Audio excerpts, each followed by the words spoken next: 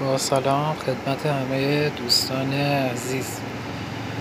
ساخت خنک کننده بسیار بسیار قوی، دستساز، همراه با چند تا وسیله که مشاهده میکنید: هیتسینگ،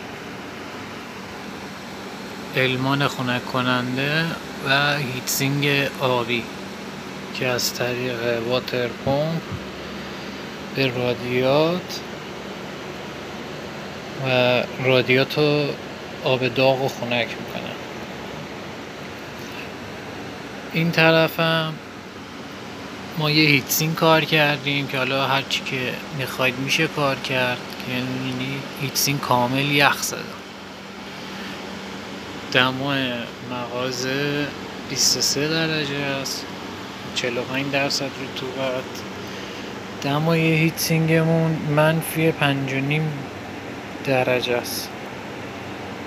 با این کارای المان ما این دمای هیتسینگی که حالا خودم گذاشتم روش، حالا هر چیزی که بخواید میتونید بذارید روش و دماشو تا حالا هر چقدر که میخواید کاهش بدید. برای انواع اقسام دستگاه خنک کننده، یخچال‌های مسافرتی، کولرهای کوچولو، همه چی استفاده میشه. کامل برقش 12 ولته. برق ورودی کارمون 12 ولته که یه ترانس 220 به 12 ولت برامون تولید میکنه. همینجور که مشاهده میکنید دمای هیتسینگمون منفی 57 درجه. تازه فضای باز، اگه فضای بسته باشه تا منفی 20 درجه 25 درجه میرسونه. هیتسینگ رو که وقتی قطع میکنی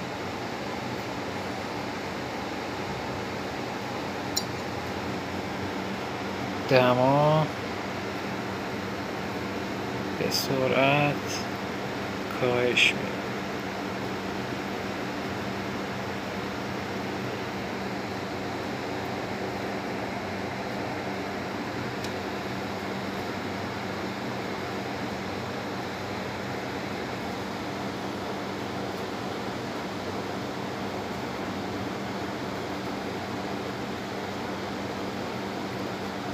اینقدر باید بره تا دمای داخل برسه به 23 درجه.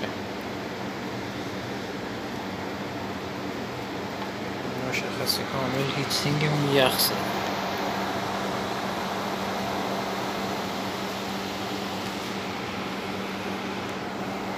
اگر ما برق به دستگاه رو کامل در بیاریم کامل یخ آب میشن. برق دستگاه خاموش، یه مقدار زمان میبره.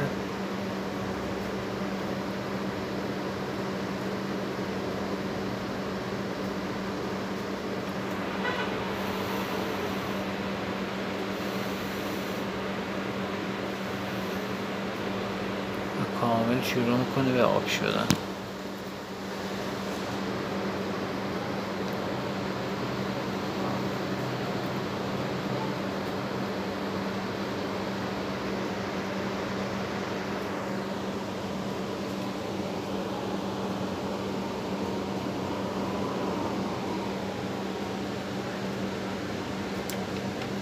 اگر دوباره داخل برق بزنیم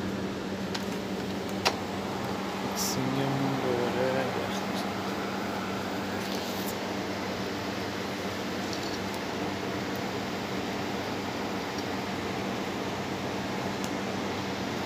دمای هیتسینگمون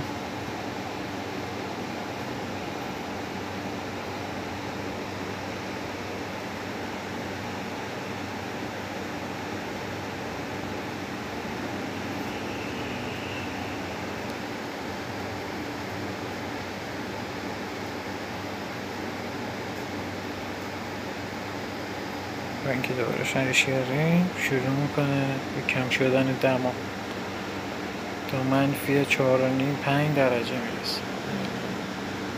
کامل کامل هیتسینگ یخش آشت.